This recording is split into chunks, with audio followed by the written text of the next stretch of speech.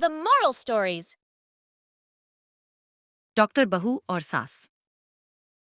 प्रियंका डॉक्टरी की पढ़ाई कर रही थी, लेकिन उसकी सास कोकिला को उसका डॉक्टर बनना बिल्कुल पसंद नहीं था और वो जानबूझकर उसे घर के कामों में उलझा कर रखती थी। नमस्ते आंटी, प्रियंका घर पर है क्या? क्यों, कौन है तू और तुझे क्या काम है मेरी बहू से? जी, मैं उसकी सहेली नीलम हूँ। कल उसका एग्जाम है ना, और उसने मुझसे कुछ किताबें पढ़ने के लिए मंगाई थी, वही देने आई हूँ। अच्छा, तो तू है नीलम जो सारा दिन फोन पर मेरी बहू के कान भरती रहती है। देख लड़की, अगर आज के बाद तूने मेरी बहू को कुछ उल्टी सीधी पट्टी पढ़ाई तो मुझसे बुरा कोई नहीं होगा। और खबरदार, अगर आज के बाद तूने मेरी बहू को फोन किया या दोबारा इस घर में दिखाई दी। अरे माँ जी, पता नहीं आप किस जमाने की औरत है। मैं तो सिर्फ आपकी बहू की मदद करना चाहती थी, लेकिन क्या करे, बेचारी की फूटी किस्मत है जो उसे आप जैसी सास मिली है। ठीक है, जाती हूँ मैं। हाँ हाँ जा, बड़ी आई मुझे भाषण देने वाली, तेरे जैसी बहुत देखी मैंने। शाम को प्रियंका अपने पति के साथ घर आती है। माँ जी, मेरी सहेली नीलम आई थी क्या? अरे बड़ी बदतमीज है तेरी सहेली, बड़ों से बात करने का जरा भी ढंग नहीं है। उसे तो मैंने डांट के भगा दिया। हे भगवान, अब क्या होगा? कल मेरा एग्जाम है। अरे तेरी इस बेकार की पढ़ाई में क्या रखा है? बड़ी आई डॉक्टर बनने। चुपचाप घर के कामों में ध्यान दे। कल मेरी कुछ सहेली आ रही है, उनकी खातिरदारी में कोई कमी नहीं होनी चाहिए, समझी? जी माँ जी। प्रियंका की सास मुंह फुला के वहां से चली जाती है।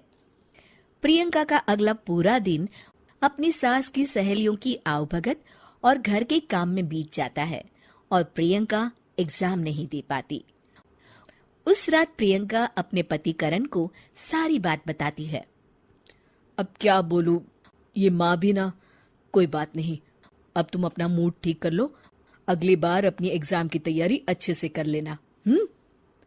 फिर कुछ दिनों के बाद, अरे कोकिला बहन, तेरी बहू है क्या घर पर? अरे क्या हुआ भारती, तू इस तरह लंगड़ा क्यों रही है? अरे क्या बताऊं कोकिला, सीढ़ियां उतरते वक्त मेरा पैर फिसल गया और मैं नीचे गिर पड़ी। मेरे पैर में बुरी तरह सूजन आ गई है, इसलिए तेरी बहू से दवा पानी कराने आई हूँ। मेरी समझ में नहीं आता, लोग छोटी छोटी बातों को लेकर डॉक्टर के पास क्यों भागते हैं? अरे बस तेरा पैर मुड़ गया है ना, ला अभी खींचकर सीधा कर देती हूँ। ला दिखा तेरा पैर।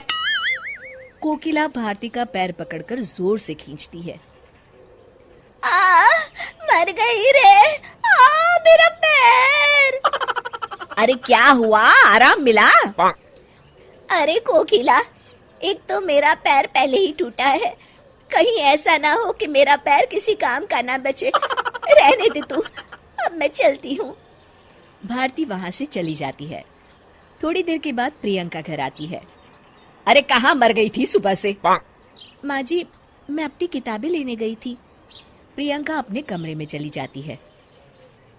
अच्छा, इन किताबों ने इसका दिमाग खराब कर रखा है। ये किताबें ही सारी मुसीबत की जड़ है। क्या रद्दी पेपर, लोहा, प्लास्टिक, खाली बोतल। ए रद्दी वाले, यहाँ। जी माँ जी, अभी आया। ये सभी किताबें ले ले। अरे माँ जी, ये सब तो अंग्रेजी की बड़ी बड़ी महंगी किताबें लगती है, आप इन्हें क्यों बेच रही हैं? अरे नास पीटे, तुझे क्या करना है? कौन सी किताबें हैं कौन सी नहीं? तू तो बस अपना काम कर और इन्हें लेकर यहाँ से चला जा। जी माँ जी। रद्दी वाला प्रियंका की सारी किताबें लेकर चला जाता है। प्रियंका को जब इस बात का पता चलता है तो वो बहुत दुखी होती है और अपनी पढ़ाई पूरी करने के लिए लाइब्रेरी जाने लगती है। कुछ दिनों के बाद, अरे मर गई रे। क्या हुआ माँ, तुम्हारी तबीयत तो बहुत खराब हो गई है। आज अपने बंगाली बाबा के पास से दवाई लेकर नहीं आई आप? अरे नाम मत ले उस बंगाली बाबा का, वो तो खुद अपना इलाज नहीं कर सकता, मेरा इलाज क्या खाक करेगा। ठीक है माँ, मैं प्रियंका को फोन करके बुला लेता हूँ। प्रियंका लाइब्रेरी में बैठी पढ़ रही होती है। तभी उसके पति करण का फोन आता है। जी बोलिए करण। माँ की तबीयत ठीक नहीं है, तुम जल्दी घर आ जाओ ना। जी मैं अभी आती हूँ। थोड़ी देर के बाद प्रियंका घर पहुँचती है। क्या हुआ माँ जी? सुबह से माँ की तबीयत ठीक नहीं है। फिक्र मत कीजिए माँ जी, आप मुझे एक बार अपना चेकअप करने दीजिए, सब ठीक हो जाएगा। अच्छा ठीक है बहू, जैसी तेरी मर्जी। प्रियंका कोकिला का चेकअप करती है। शुक्र मनाइए माँ जी कि आपकी बीमारी वक्त रहते पता चल गई है, वरना आपका ये इन्फेक्शन फैल जाता और लेने के देने पड़ जाते। प्रियंका अपनी सास को एक इंजेक्शन लगा देती है और कुछ दवाइयाँ खाने के लिए दे देती है। अब आप एकदम ठीक हो जाएंगी। कुछ दिनों के बाद कोकिला पूरी तरह ठीक हो जाती है। अपनी बहू के साथ किए गए गलत व्यवहार को याद करके कोकिला को बड़ा बुरा लगता है और वो अपनी गलती का पश्चाताप करने के लिए अपनी बहू को उसकी किताबें लाकर देती है। मुझे माफ कर दे बहू, अगर तू सही वक्त पे मेरा इलाज नहीं करती तो पता नहीं क्या होता। अरे माँ जी, आप ये कैसी बातें कर रही हैं? मैंने जो भी किया वो तो बहू होने के नाते मेरा फर्ज था।